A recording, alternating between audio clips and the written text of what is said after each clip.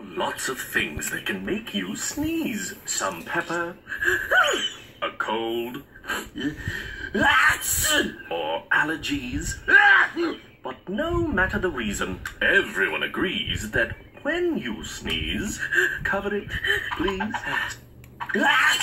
Sneezing can make germs fly through the air and land on whomever is standing there.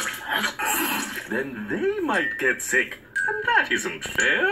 So cover your sneeze to show that you care. But how do I cover my sneeze, you may say? With my foot?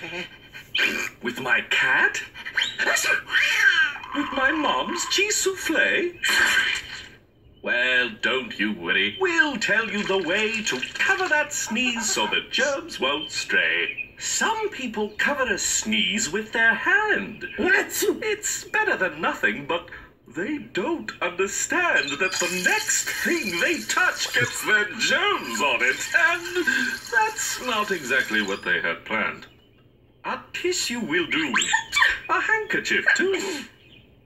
But if those aren't around, here's what you do. Cover your sneeze with your arm. Then those germs won't get away from you.